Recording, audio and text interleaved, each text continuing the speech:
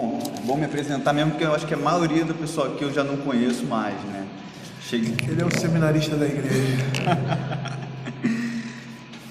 Cheguei ali no início do culto e comentei ali com nosso irmão, já com o Vanderlei, que a igreja está bem diferente, né?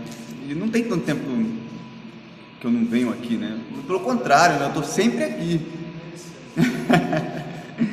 Deus seja louvado pelo crescimento da sua amada e santa igreja, que Ele nos fortifique, que Ele nos avive, que Ele nos torne santos para a sua glória, né? Queria meditar com os irmãos, ler um trecho das Escrituras, um trecho de Atos dos Apóstolos, capítulo 2.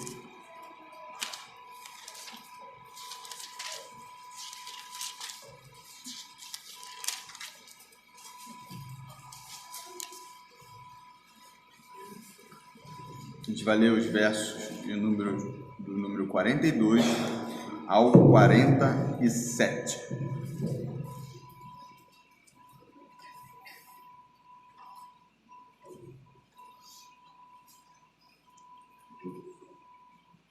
Diz assim a palavra do Senhor: que perseveravam na doutrina dos apóstolos, na comunhão, no partir do pão e nas orações.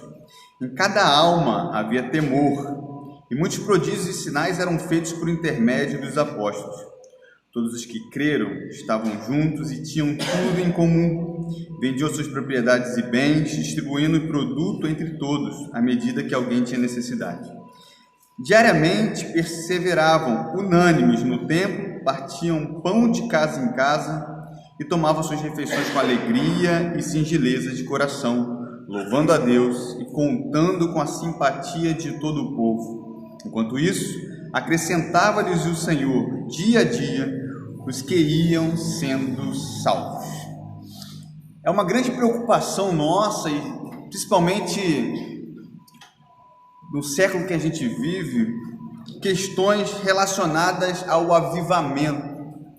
Normalmente, quando a gente lê esse trecho de Atos 2, e principalmente na descida do Espírito Santo, no dia de Pentecostes, há um fervor nosso em desejar que a igreja se torne avivada. Isso foi um cerne, né, da mensagem de muitos cristãos do nosso tempo e do nosso país. Desejo pelo fervor, pela espiritualidade, e por ser cheio do Espírito Santo, tomou conta, né, de muitos de nós.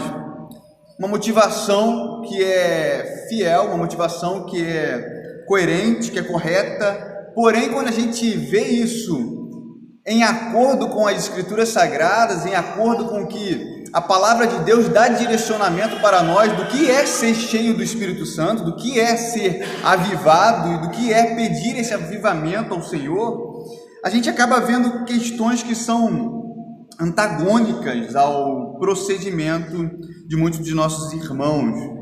Quando a gente olha, por exemplo, para a nossa igreja hoje, e quando nós pensamos sobre essas questões, a gente vê muitas pessoas que se dizem cristãs, mas não conhecem, nem se interessam, por exemplo, em conhecer a Sagrada Escritura. Vão pouco, ou muito pouco, né, à igreja, vivem de forma muito semelhante ao mundo, e alguns desses possuem vida devassa, vida dúbia, né? Inclusive cresceu o nome dos chamados, ou a quantidade daqueles que são chamados cristãos nominais, né? Ou cristãos não praticantes, um contrassenso, um problema ali de nomenclatura, porque não tem como você ser cristão e não ser praticante, né? Seria um problema semântico, né? E a Escritura, ela é bem clara, que essa questão seria uma grande pedra de tropeço, um percalço na vida da igreja. Quando a gente olha, por exemplo, para as heresias que surgem no meio da igreja, elas surgem em decorrência daqueles que estavam dentro. As grandes ameaças na história da igreja surgem de dentro da igreja e não de fora. O grande perigo sempre esteve dentro. As grandes heresias, os grandes hereges, os falsos mestres que buscavam levar as ovelhas do Senhor e tragar essas ovelhas, né? Eles vieram de dentro da igreja. Isso não é novidade, nem por falta de aviso, né, do nosso Senhor, porque o Senhor Jesus já falou que no meio do trigo sempre haveria joio. E essa separação, inclusive, era dada ou era destinada ao Senhor da seara, aquele que faria a colheita, né, na colheita final. Isso é interessante porque o Sproul vai dizer que onde quer que Deus construa uma casa de oração, o diabo constrói uma capela, e se descobrirá, após examinarmos, que o último, né, o diabo, tem uma maior congregação. Quando a gente pensa, por exemplo, no ajuntamento solene, quando a gente pensa na igreja visível do Senhor, a gente não pode ser infantis, imaturos e achar que todo mundo é crente. Ou achar que a igreja visível é, em sua maioria, formada por pessoas que foram nascidas de novo. Isso é um engano. Isso é se auto-enganar, né? Desculpa a redundância, seria se auto-enganar a si mesmo. Estou querendo enfatizar aqui com um erro de português. Mas quando a gente olha para a vida da igreja, isso como a igreja no modo geral, a igreja visível, a gente precisa ver de forma a lamentar que muitos daqueles que se dizem cristãos não nasceram de novo, buscam um avivamento falso, a parte da Escritura Sagrada, não tendo como pressuposto a Sagrada Escritura e os direcionamentos do Senhor para ser cheios do Espírito Santo de Deus. A santidade, a vida separada do mundo, a parte do mundo, já deixou de ser há muito tempo marca indelével, né, dos cristãos ou daqueles que se dizem cristãos. Uma pergunta muito pertinente diante desse quadro é o que tem acontecido com a igreja para que nós estejamos vivendo um período de frieza espiritual, um período de decadência na vida cristã, de imoralidade, de confusão e de falta de direcionamento e também de distinção entre a igreja e o mundo. O que tem acontecido? Por que tanto se fala sobre avivamento, tanto se fala em ser cheio do Espírito Santo, em contrapartida, a vida da igreja, quando nós olhamos para a igreja, nós não conseguimos distinguir essa igreja ou a igreja como um povo separado, um povo eleito, um povo distinto do mundo, um povo que anda na contramão do mundo. O que tem acontecido para que nós, de modo geral, é claro, de modo macro, tenhamos caído nessa decadência moral e saído daquilo que é o propósito de Deus para a igreja? E a resposta é muito clara. A gente deixou de entender o que é espiritualidade cristã, a gente deixou de entender que a prioridade para muitos de nós deve ser viver uma vida íntegra diante de Deus. E muitas pessoas acabam desintegrando, desacoplando, descaracterizando uma vida santa daquilo que eles creem. Muitos creem de uma forma e vivem de outra. Essa é a grande questão.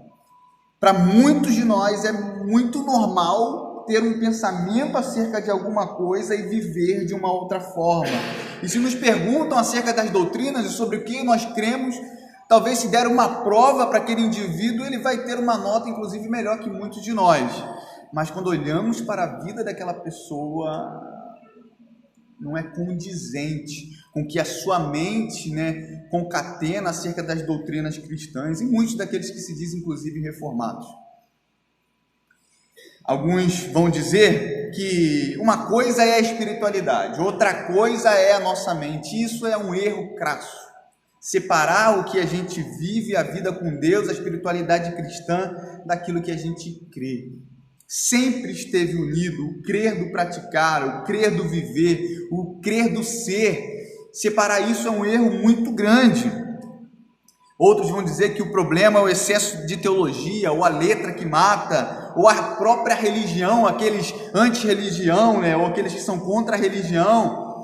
O problema é que você é muito religioso, mas você tem que ser contra a religião. Por outro lado, alguns vão dizer que os pastores da nossa atualidade não falam de maneira clara ou não falam de maneira relevante aos problemas da nossa sociedade, não conseguem conectar a doutrina da Escritura com a demanda, querem tornar o Evangelho ainda mais pertinente, ou o evangelho de forma mais agradável, ou colocar adornos no evangelho, né? Tornar ele relevante, a palavra é essa.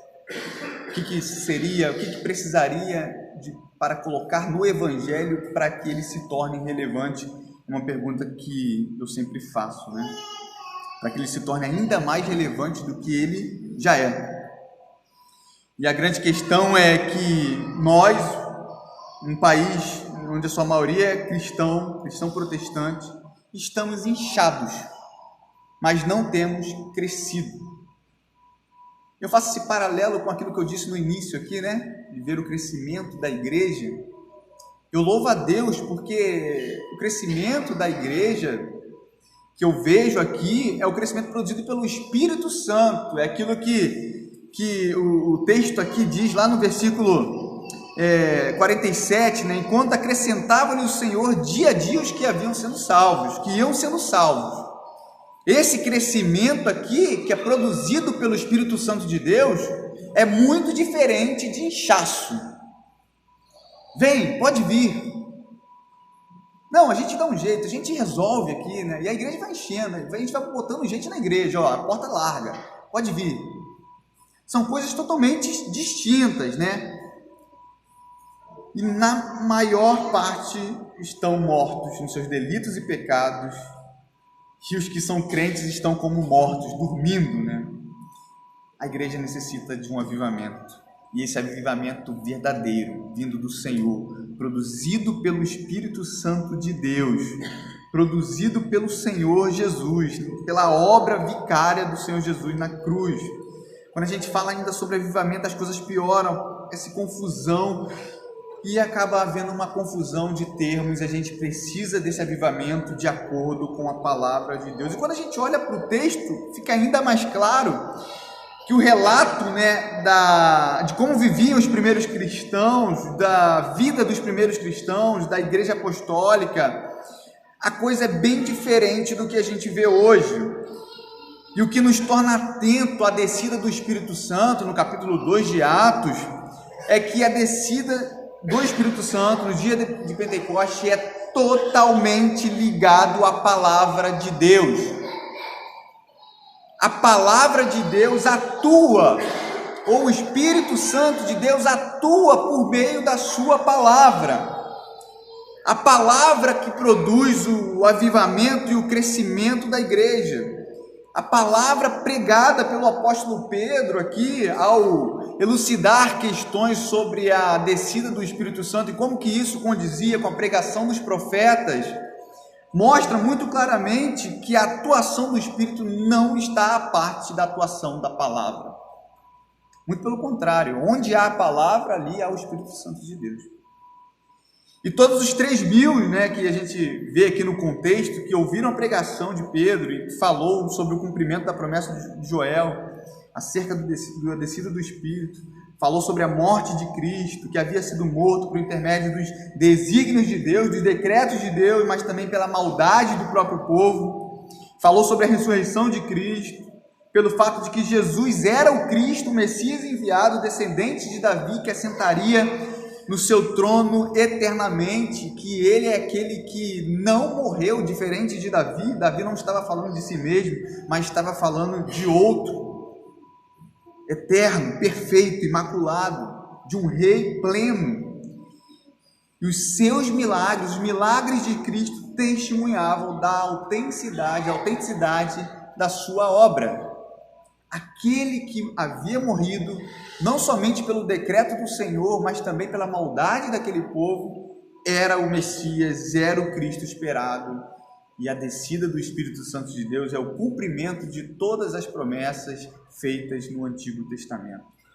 Eles estavam presenciando agora aquilo que havia sido prometido aos antigos. O Espírito agiu naqueles que estavam ouvindo Pedro por meio da sua exposição acerca do que o Antigo Testamento falava sobre Jesus, e Pedro os convoca a crer nele. Está lá no versículo 21 do capítulo 2, né? E acontecerá que todo aquele que invocar o nome do Senhor será salvo. É interessante a gente pensar porque diante dessa exposição, ou diante da atuação da palavra, como a gente tem dito aqui, não há por parte de Pedro uma espécie de apelo, uma espécie de convocação apelativa em detrimento do que ele havia dito. Não! Diferente do que muita gente pensa hoje, quando a palavra é pregada, a atuação do Espírito Santo de Deus é tão convincente e ela é tão eficaz, essa é a palavra correta, que não há papel no homem suficiente para poder apelar para que o homem seja convencido pela palavra de Deus, porque a palavra de Deus é suficiente para tornar o pecador, para trazer o pecador ao arrependimento, à vida em comunidade, ao verdadeiro avivamento. Quando você olha, por exemplo, para o versículo 37, olha a reação daqueles que estavam ouvindo a palavra por meio de Pedro, a palavra de Deus por meio de Pedro. Ouvindo eles estas coisas, compungiu-se-lhes o coração e perguntaram a Pedro e aos demais apóstolos: que faremos, irmãos? Diante disso que nos foi exposto, o que nós precisamos fazer para receber esse Cristo que está sendo pregado? Qual deve ser a resposta? Como nós devemos agir em contrapartida a isso que tem nos sido oferecido, e não somente oferecido, mas tem nos sido confrontado? Qual é a nossa resposta? É uma própria iniciativa, uma iniciativa deles por causa da ação do Espírito Santo de Deus por meio da palavra. Os seus corações ficaram compungidos, ou seja, eles ficaram arrependidos, intensamente comovidos, desesperados por causa daquilo que havia sido pregado a eles. A pregação requeriria deles uma ação em resposta àquilo que havia sido dito. Não há pregação se não houver um confronto, não há pregação se não houver uma intimação, porém não há necessidade alguma de que nós que estamos aqui façamos qualquer tipo de apelo, porque o Espírito Santo já faz essa obra no coração do pecador.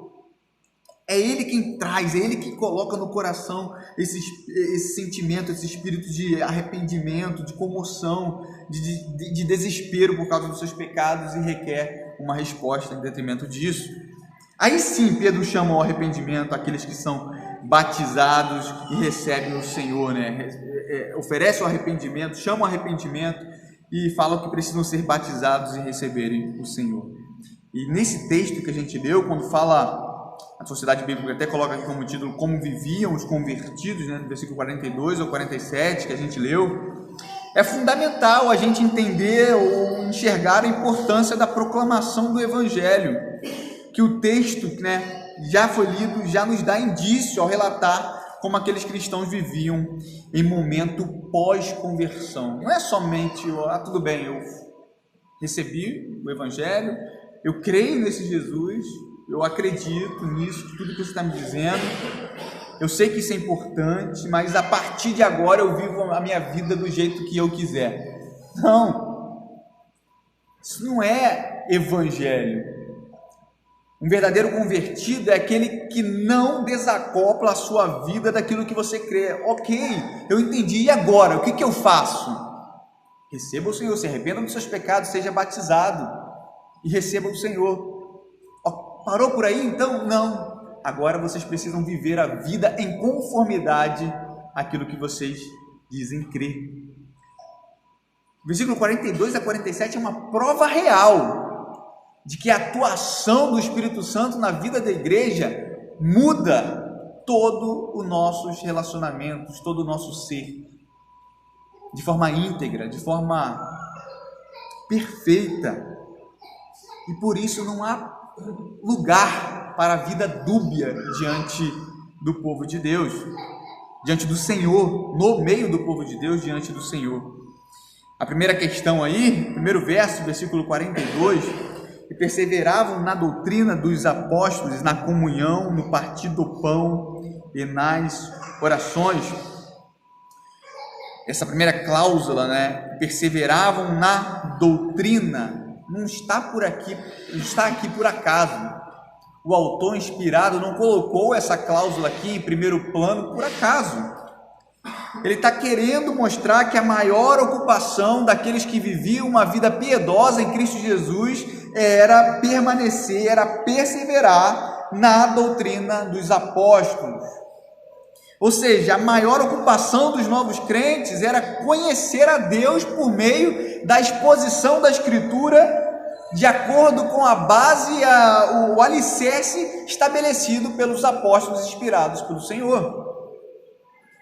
Eles precisavam entender com profundidade a fé cristã, e para isso precisavam perder ou ganhar tempo diante das doutrinas que agora eram lhes apresentadas.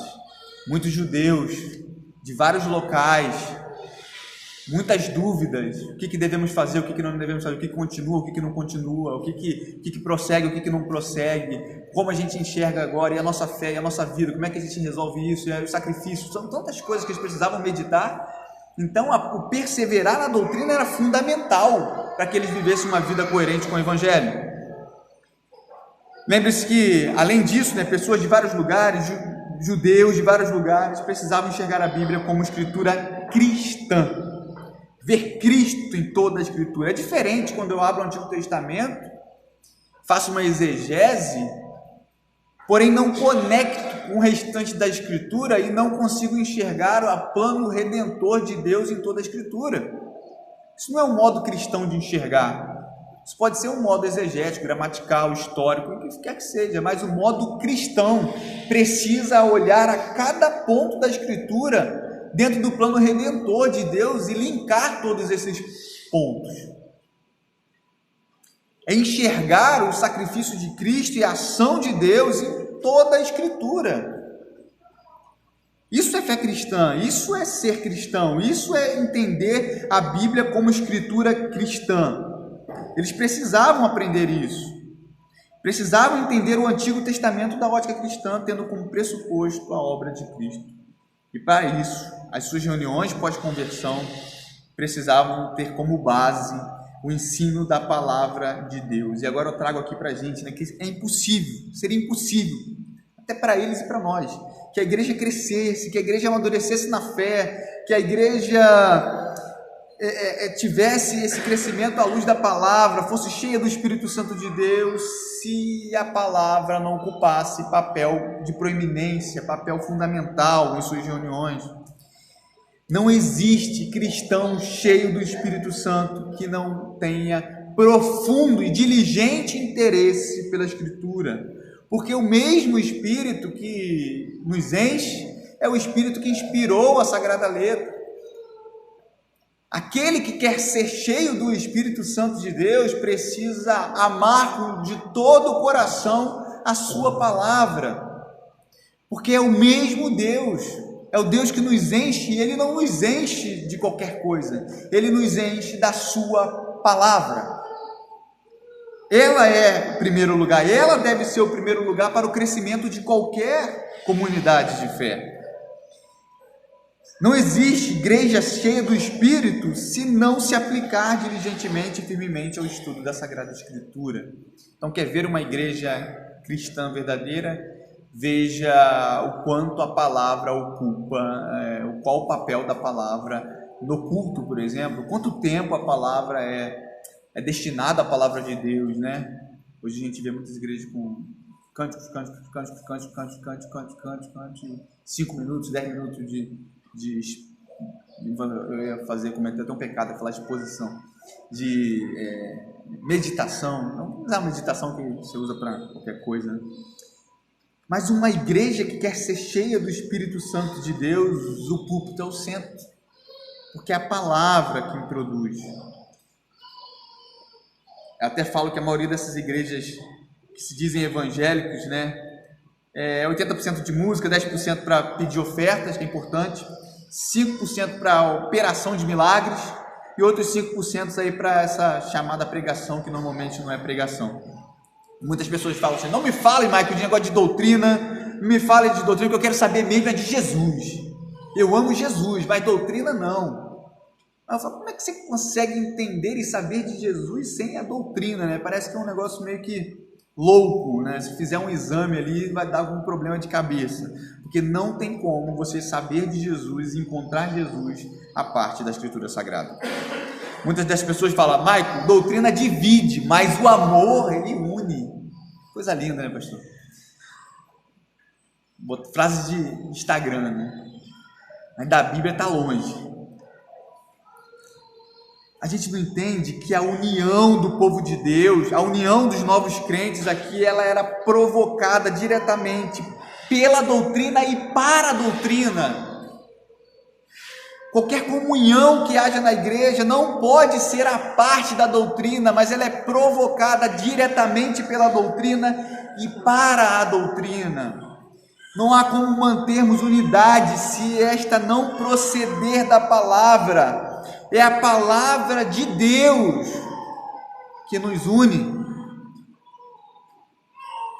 É o amor de Deus? Sim, é claro, mas onde há a palavra de Deus, ali há o amor de Deus. Onde há justa condenação ao ímpio, ali está a justa proclamação do amor de Deus àqueles que serão salvos. É impossível separar o amor de Deus da sua palavra, não tem como.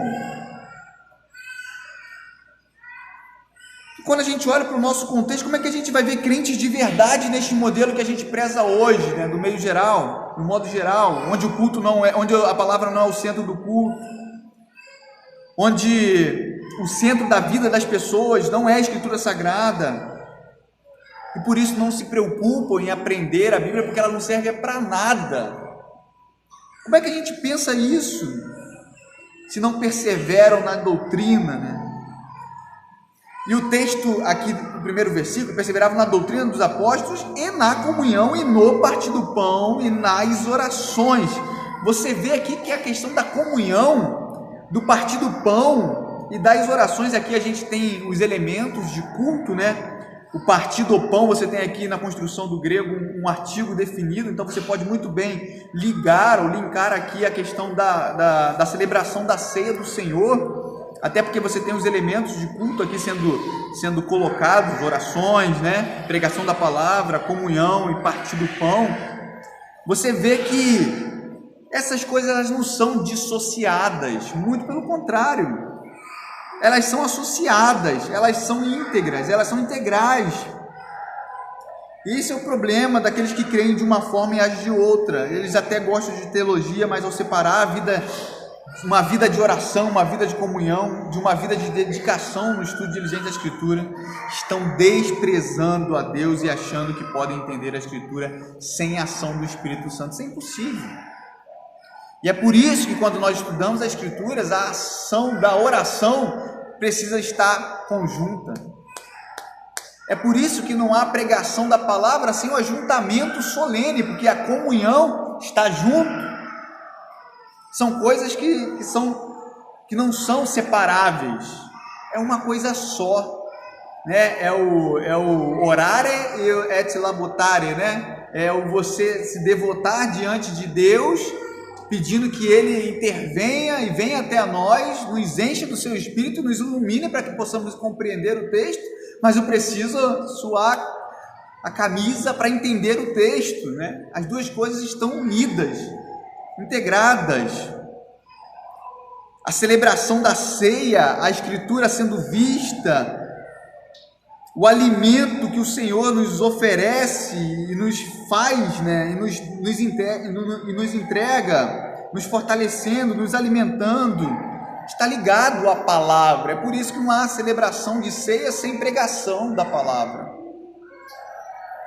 A vida de oração pública no meio da igreja nos torna ainda mais unidos, porque nos torna sensos, ideais, tendo mesmos ideais, tendo consciências do propósito de cada um, tendo consciência da necessidade uns dos outros.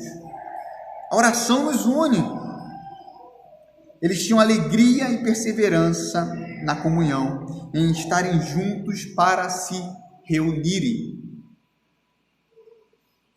Essa vida deles está bem clara aqui no primeiro verso, mostra que a alegria deles estava na reunião dos santos.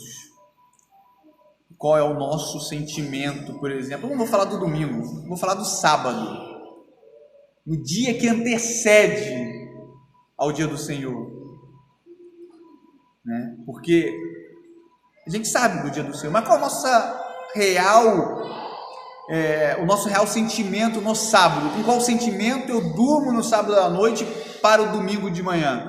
É um sentimento de ansiedade por ver os meus irmãos, de alegria pelo fato de amanhã ser o dia do Senhor e nós estarmos no culto, onde nós participaremos dos elementos de culto, seremos alimentados por meio da palavra, dos sacramentos, da oração, tendo comunhão uns com os outros, alegria também de ver uns aos outros e de viver a vida do outro que também não está à parte do culto em si.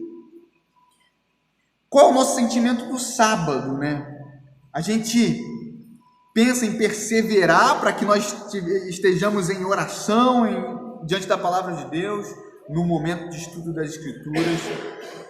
É esse o nosso sentimento, ou um sentimento de tristeza, que amanhã eu tenho que acordar cedo, ou um sentimento de cumprimento de dever? O sábado, né, o dia do Senhor, o Shabá, o dia do Senhor foi feito para o nosso deleite, para o nosso prazer, para a nossa alegria, para a nossa vida. Diante disso, não há possibilidade alguma de dormirmos no sábado com sentimento de tristeza, porque amanhã raiará um novo dia. O Senhor renovará o seu pacto, o Senhor alimentará a sua igreja, o Senhor trará todos, né, diante de si. E isso aponta para uma realidade eterna. Não há nenhuma possibilidade de entendermos essa realidade de forma entristecida ou como cumprimento de sacrifícios apenas, mas com gratidão, com alegria, com gozo.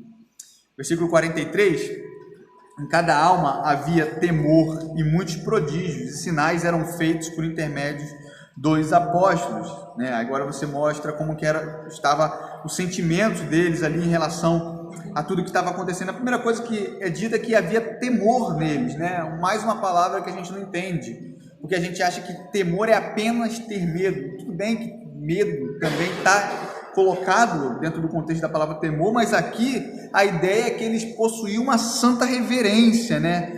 Essa reverência os tornavam conscientes das suas reais necessidades, uma real devoção diante de Deus. Sabiam distinguir que estar diante de Deus é estar diante daquele que é totalmente diferente de nós, é perfeito, é santo, e por isso merece a nossa adoração. Isso é estar diante de Deus com temor. Eles não estavam ali brincando, não estavam jogando conversa fora, mas estavam sendo amadurecidos e sendo edificados pelo Espírito Santo de Deus. Estavam diante do Deus da criação, e esse Deus havia enviado o seu Filho para morrer por eles, que agora tinha enviado o Consolador, o outro Consolador, que os santificaria e os fariam viver uma vida que glorificasse a Deus. Um outro ponto é que os sinais, né, e prodígios os acompanhavam. Prodígios e sinais eram feitos por intermédio dos apóstolos. O texto é bem claro. Os sinais e prodígios eram feitos por intermédio de qualquer um? Não, por intermédio dos apóstolos. O que isso significa? Lembra que a pregação que Pedro prega aqui está ligado a esse ponto, né? Jesus, o seu ministério foi acompanhado de milagres, de sinais e prodígios. E esses sinais, esses milagres serviam para testificar, para testemunhar da obra dele, da autenticidade da sua obra. Os apóstolos inspirados possuíam esses dons miraculosos, chamados dons revelacionais, para que a palavra de Deus, para que a fé cristã fosse devidamente estabelecida e fosse creditada.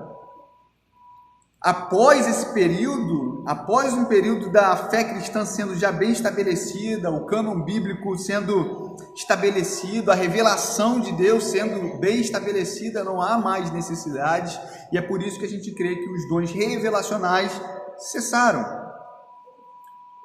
Esses sinais acompanhavam ele. Esses sinais acompanhavam os apóstolos que estavam edificando, colocando os alicerces, né, do firme fundamento que estava sendo edificado pela palavra de Deus. Versículo 44 e 45. Todos que creram estavam juntos, tinham tudo em comum. Precisava até, para falar esse versículo, precisava até de uma água. Está aqui embaixo, né? Mudar a água aqui, deixa eu beber uma água aqui. Mudaram, tá vendo? Tanto tempo que eu não venho aqui, mudaram até o lugar da água. E quando o senhor está aqui, tem copo de vidro também. Fala aí, quando bota um copo de plástico, também é bom também, mas enfim. Vamos lá, beber água, agora a gente pode ler esses dois versos. 44 e 45. Todos que creram estavam juntos e tinham tudo em comum. Vendiam as suas propriedades e bens, distribuindo o produto entre todos à medida que alguém tinha necessidade. Todos que creram estavam juntos, tinham tudo em comum, vendiam suas propriedades e bens, distribuindo o produto entre todos à medida que alguém tinha necessidade. É muito importante a gente olhar com muita atenção, com muito cuidado para esse texto, porque ele tem sido alvo de distorções graves, né? Aqueles que são adeptos, né? Vou fazer um problema de novo aqui de semântica, tá, pessoal? Aqueles que são adeptos de um chamado comunismo cristão, pegam esse trecho aqui para advogar em sentido de uma causa social ou contra a propriedade privada, ou afirmam, por exemplo, que aqui na igreja primitiva eles viviam um verdadeiro comunismo, que nem Karl Marx pensava, né? Só que quando a gente olha para o texto e a gente, tá bom, vamos olhar o texto aqui, vamos tentar entender isso aqui, a gente vê que não tem nada a ver com o chamado comunismo cristão, tentar integrar essas duas palavras de forma na mesma oração, né, que não tem cabimento. Você vê, por exemplo, que a vida da igreja apostólica é totalmente distinta de uma vida dentro de um socialismo, dentro de um comunismo. Primeiro que havia aqui uma predisposição voluntária e não imposta por nenhum tipo de governo. Essa predisposição em doar era voluntária, era movida pela generosidade provocada pelo Espírito Santo de Deus. Duvido que os comunistas façam isso movidos pelo Espírito Santo de Deus por vontade própria. Eu queria doar aqui tudo que eu tenho, sabe, porque eu sou uma pessoa movida pela causa social, a bandeira de Karl Marx. Isso não existe. É imposto. É algo movido até a questões armamentistas, revolta armada. Não tem nenhuma relação com isso, né? Deus ama aquele quem dá com alegria, e a questão aqui está totalmente ligada a isso. É interessante também a gente olhar um pouquinho para o contexto, mais uma vez. Havia muitos judeus de vários locais, né? De vários locais, pessoas que largaram a sua casa para viverem o evangelho em Jerusalém e receber essa doutrina de forma mais direta, esclarecida por parte dos apóstolos. Há aqui um sentimento de compaixão intensa, de auxílio mútuo, para que esses que saíram dos seus diversos países locais não perecessem diante da fome. Então o sentimento aqui é de compaixão, do ajuntamento solene, uma compaixão movida aos santos de Deus, provocada pelo Espírito Santo de Deus para que eles perseverassem na doutrina. Ninguém foi obrigado a fazer isso. Olha para Ananias e Safira, lá no capítulo 5, né? É muito claro. Entretanto, certo homem chamado Ananias, com sua mulher Safira, vendeu uma propriedade, né? Eles estavam vendendo suas propriedades. Mas, em acordo com a sua mulher, reteve parte do preço e, levando o restante, depositou aos pés dos apóstolos. Então disse Pedro: Ananias, por que encheu Satanás teu coração para que mentisses ao Espírito Santo, reservando parte do valor do campo? Conservando-o, porém, não seria teu? O trecho é muito claro, eles não eram obrigados a vender, né? Agora que vocês venderam, então, continua o texto, vendido não estaria em teu poder? Como, pois, assentaste no coração este desígnio? Não mentiste aos homens, mas a Deus. Eles não eram obrigados a fazer aquilo. A propriedade era deles. O texto é tão a favor da propriedade privada que eles precisavam de propriedade privada para vender. Se não fosse a favor da propriedade privada, não poderia vender a propriedade privada, né? É uma coisa meio que... Se você ler um pouquinho do texto, você já vê que não tem nada a ver. Como eu sei que o problema aqui não é esse, a gente vai passar batido sobre esse texto, mas é bom porque é impossível a gente olhar para esse texto e não cair nisso, porque é o texto mais utilizado, né, por aqueles que deturpam a palavra de Deus. E a gente precisa ter ferramentas suficientes para mostrar que não tem nada a ver fé cristã com o comunismo, socialismo, o que quer que seja dessas ideologias ateístas, né? Versículos 46 e 47. Diariamente, perseveravam unânimes no templo, partiam pão de casa em casa e tomavam suas refeições com alegria e singeleza de coração, louvando a Deus e contando com a simpatia de todo o povo. Enquanto isso, acrescentava-lhes o Senhor dia a dia os que iam sendo salvos, né? Vamos aqui também dividir esses versículos em algumas frases, né? Primeiro, eles diariamente perseveravam unânimes no templo, né? Você vê aqui que eles perseveravam no templo. O que isso mostra para nós? Primeiro, que não há uma ruptura da igreja apostólica, uma ruptura total entre judaísmo e a fé cristã. Os apóstolos vão ao templo, pregam nas sinagogas, participam das práticas judaicas de ir ao templo nas horas determinadas para orarem, né? Esse capítulo 3 mostra isso. Porém, eles entenderam que estavam vivendo a verdadeira fé judaica, a verdadeira fé dada aos santos, aos antigos, aos pais, porque eles entenderam que a fé judaica precisava contemplar a chegada do Messias. Era uma fé só. A Escritura é toda integrada, ela não é dividida, né? Eu acredito nessa parte. Agora sim, começamos uma nova época, tudo aquilo ali morreu, acabou, né? O pacto, a teologia do pacto, ela mostra como que há uma sequência, né? Como há uma sucessão, como há uma continuidade entre as alianças, e nenhuma das alianças são anuladas. Então eles entendiam que eles estavam sendo os verdadeiros judeus, digamos assim. Eles não deixaram de imediato, só quando houve realmente perseguição, quando houve ruptura teológica, né? Mas eles se achavam, eu recebi a mesma fé de vocês, só que eu estou entendendo da maneira correta. E eles precisavam anunciar a fé judaica, né, judaicamente cristã, àqueles que ainda não tinham tido o privilégio de receber a fé. E até os elementos do culto cristão, quando a gente analisa, por exemplo, com o culto na sinagoga, eles são muito semelhantes, há uma continuidade muito grande. Havia pregação da palavra, orações, leituras da Escritura Sagrada, dos salmos, né?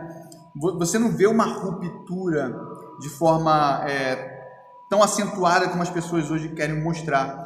Eles viviam o cristianismo como uma espécie de continuidade da fé da Abraão, tendo Deus cumprido as suas promessas.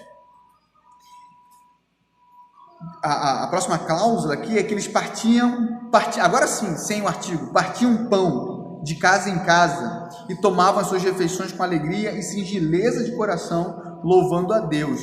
Diariamente eles faziam isso, eles mantinham a comunhão com os irmãos. É interessante que essa comunhão aqui pressupõe também outros dias, né, que não fosse o ajuntamento solene. O que quer dizer? Quer dizer que a comunhão daqueles que são cristãos não pode ser apenas restrita ao ajuntamento solene, mas ele se transpassa ao ajuntamento solene, ao dia do Senhor, é diário.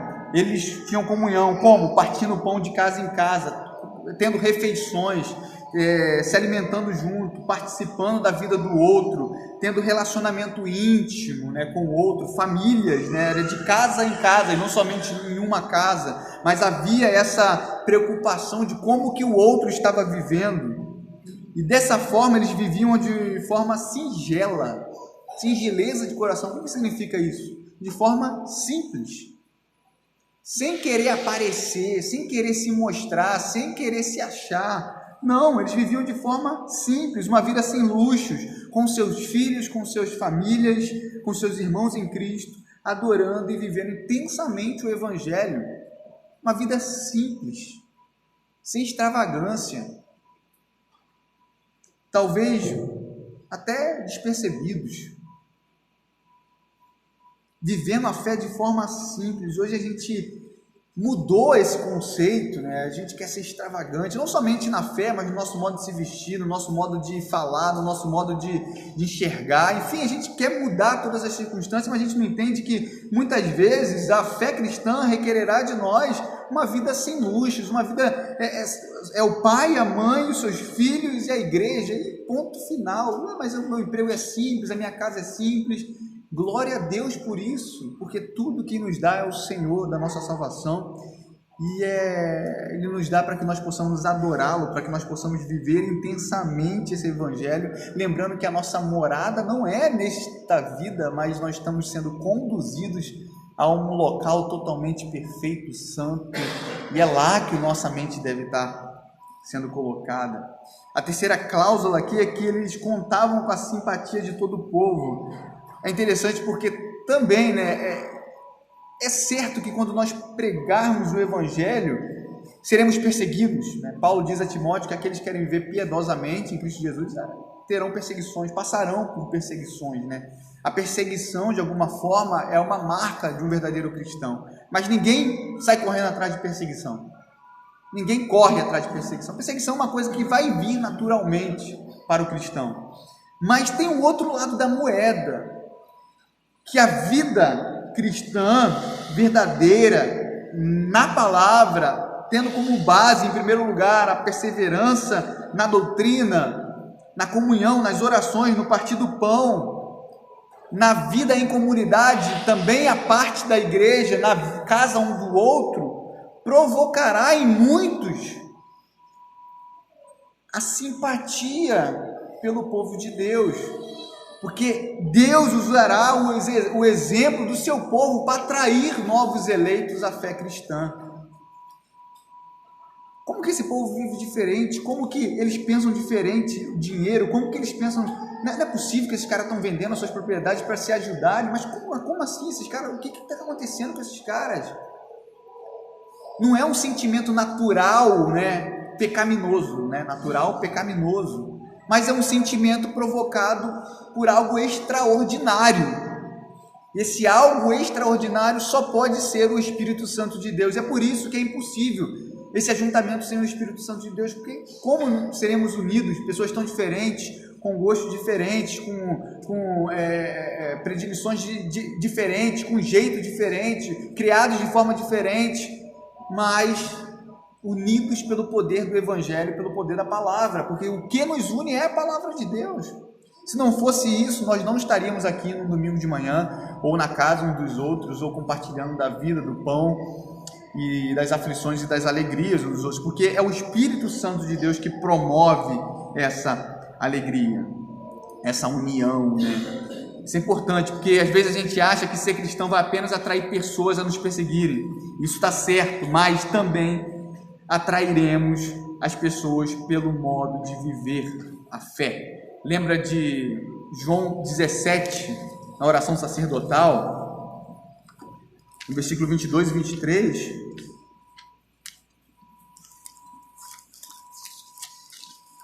Olha o que o Senhor Jesus fala na sua oração.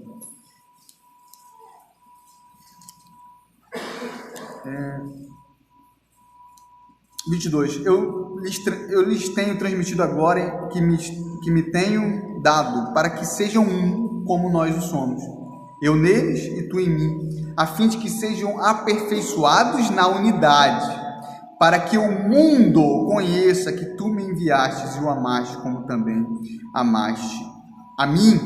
Ó, versículo 21, a fim de que todos sejam um, e como és tu, ó Pai, em mim e eu em ti, também sejam eles em nós, para que o mundo creia que tu me enviaste. A união em Cristo, a união mística, que nós somos unidos ao Senhor Jesus, serve também para atrair os eleitos de Deus à fé cristã. a vida em comunidade servirá de meio para atrair o povo à fé.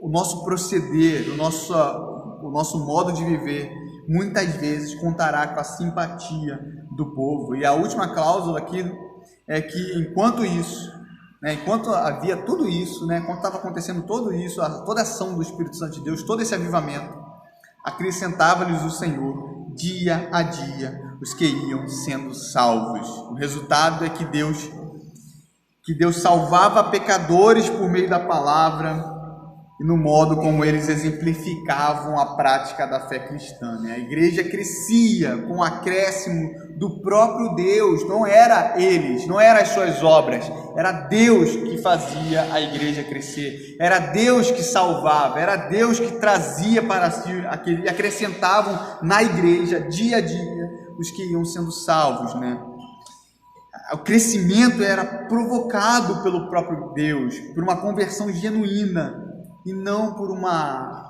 conversão falsa ou por um inchaço, Eles estavam vivendo para a glória de Deus e isso os faziam perseverar na doutrina dos apóstolos, perseverar no culto, perseverar na vida do outro e ter uma vida para a glória de Deus. São trechos muito importantes para nós, muito, muito importantes, porque mostra como nós devemos viver como verdadeiros cristãos, Deus, em primeiro lugar, trazendo aqui algumas aplicações breves, embora eu já tenha feito, relembrando algumas coisas que eu já tenha dito. Deus opera quando o povo se reúne. Deus, por intermédio do seu Espírito, nos enche, nos torna vivos, nos torna edificados e nos fortalece no meio da reunião do povo de Deus. A gente não pode levar isso de qualquer maneira. A gente precisa levar isso com temor. E temor é santa reverência, com diligência, com integridade. A gente precisa entender que uma igreja verdadeira, uma igreja cheia do Espírito Santo de Deus, ela é composta por membros que perseveram na palavra e na diligência do estudo das doutrinas. No nosso caso, como cristãos reformados presbiterianos, nos nossos símbolos de fé, que são a interpretação fiel das doutrinas, conforme nós cremos, o papel da palavra na nossa vida, no nosso culto. Igreja verdadeira é aquela que abre a Bíblia, explica a Bíblia e aplica a Bíblia ao nosso contexto. E não somente tem a Bíblia como um bom direcionamento para a nossa vida, mas como regra de fé e de prática, confrontados pela Bíblia e atraídos pela Bíblia e para a Bíblia. Uma igreja verdadeira é uma igreja cheia do Espírito Santo de Deus, uma igreja que a doutrina é acompanhada da oração e da comunhão, onde essas coisas não são separáveis, muito pelo contrário, são integradas. Nesse ponto, uma igreja que não ora não é uma igreja que crê no Deus que prega. Uma igreja sem comunhão é uma igreja onde não há identificação entre as pessoas que nasceram de novo. Se há uma solidariedade entre a raça humana, porque todos são criados à imagem de Deus, deve haver em nós uma solidariedade ainda maior, porque nós somos renovados à imagem, restaurados à imagem de Deus, e o Espírito Santo habita em nós, não somente de forma individual, mas no meio da igreja. Por isso, a nossa convivência, a nossa comunhão deve ser ainda mais distinta.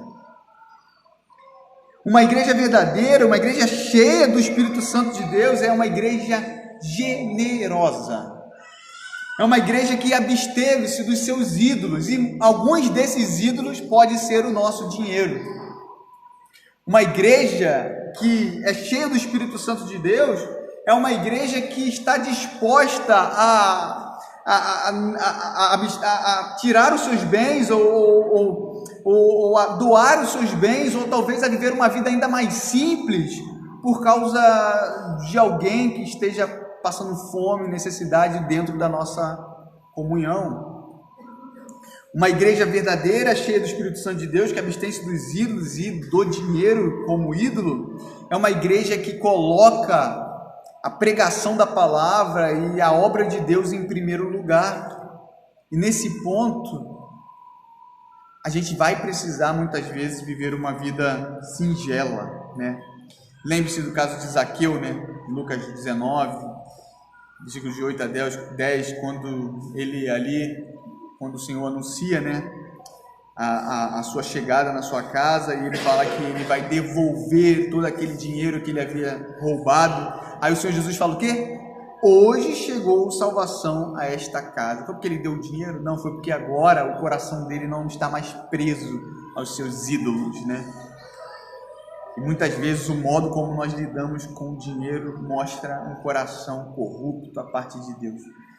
Uma vida cheia do Espírito Santo de Deus é uma vida que a palavra está em primeiro lugar na reunião dos santos. Que o Senhor esteja nos fortificando por meio da palavra e nos torne conscientes de que necessitamos perseverar na doutrina dos apóstolos, na comunhão, na oração, no ajuntamento solene, na comunhão uns com os outros diariamente. Vamos orar?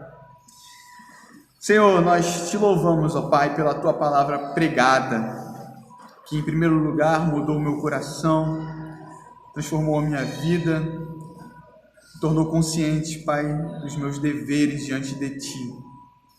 Que a nossa vida não pare somente na nossa crença intelectual, nas doutrinas, mas que a perseverança nas doutrinas possa gerar em nós uma vida temente ao Senhor, uma vida que o Senhor seja glorificado na sua integridade, ó Pai, na sua totalidade.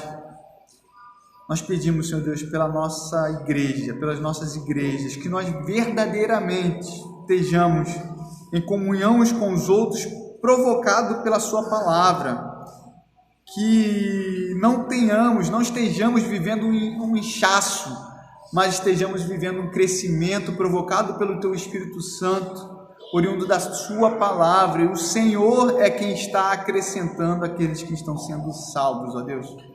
Não nos deixe afastarmos da Tua palavra, não nos deixe afastar da oração, dos sacramentos, da comunhão, mas que o Senhor seja um em todos, e que o mundo, Senhor, conheça o Deus da nossa salvação por intermédio do modo como nós vivemos e da pregação fiel da Sagrada Escritura. Nós oramos assim, com o perdão dos nossos pecados, em nome de Jesus. Amém.